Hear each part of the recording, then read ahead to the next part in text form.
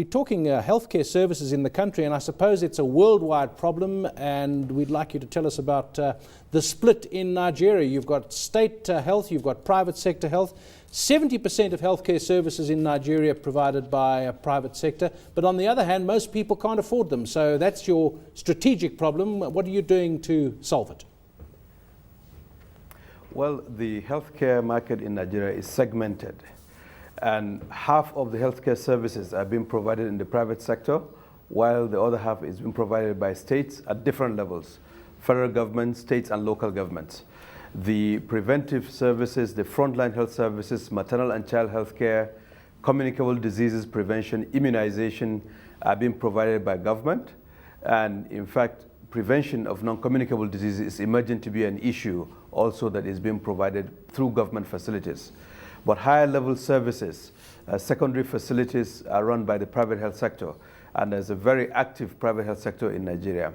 So we view the role of the private sector as complementary to what the government is also providing, given that there are Nigerians who can afford to pay for care, both domestically but also outside the country. Yeah, let's take a look at just how much you're investing in the healthcare space, because the country's 2013 health expenditure of 6.4% of the national budget sits well below the World Health Organization's template of 15%. So, what stride are you making in terms of the kind of investment that's directed towards this space?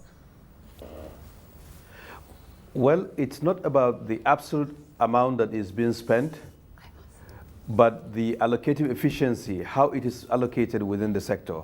So we've been moving over the last 3 years to increase the public resources expended towards primary healthcare services, towards immunization, towards maternal and child health services, towards preventing vaccine preventable diseases as well as other communicable diseases, and improving awareness around health conditions that can be prevented, so the non-communicable diseases, hypertension, diabetes, cancers, from the preventive perspective. Now, that is way of getting more money, more health for the money that we're spending. Because one thing to actually spend a lot of money, but it's another thing to spend well, and actually allocate what you have where you'll get the most impact for the value that you are expending. Minister, it sounds a good model when you talk about the basic level of care being provided by the state, higher levels by the private sector, but you do have an issue of medical tourism, as it's called, and that market apparently worth $20 billion a year. These are people who want to go to United States, Britain, Europe for medical care, and obviously that undermines your efforts in Nigeria because they're not investing in the sector where you are. Well, there are two things. Medical tourism is a global phenomenon. There are people from the United States going to East Asia, to other countries to actually seek for care. There are people from the north, from Europe, going to South Africa for care. So it's a global phenomenon. And Nigeria is not exempted, just like there's education tourism and other forms of tourism. For health sector, what we're trying to do is to unlock the potential of the private health sector in Nigeria. Our view is that those who travel abroad actually go to private facilities in those countries that they visit, whether it's South Africa, UK, Europe, East Asia, they go to private hospitals.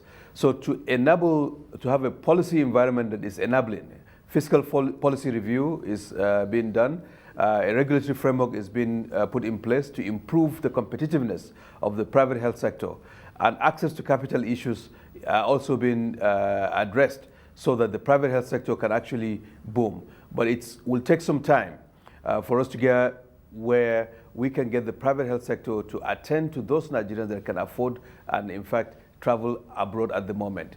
We do not believe that public finances should be geared towards spending for health abroad, but there's no way you can prevent tourists from going for one reason or the other.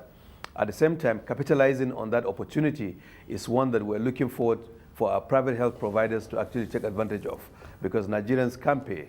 And in fact, there is an Abuja medical city or Abuja medical mall that is being contemplated at the moment, whereby there will be a convening of health facilities, health services for both Nigerians in diaspora who can come in and provide services, as well as domestic providers, and to enable those who would otherwise have to travel abroad to get the services that they need delivered here at home. While you've got some Nigerians that can afford the medical care that they need, you've got the other half that can't. And when we're talking about having an enabling policy environment at play, let's put the focus on the health bill. I mean, it pledges a budget of 60 billion naira for primary health care each year and promises to ensure the provision of free medical services for the most vulnerable. But it's faced a lot of bureaucratic bottlenecks as a result. The bill was not passed into law last year. What kind of progress are we seeing on that front, Minister?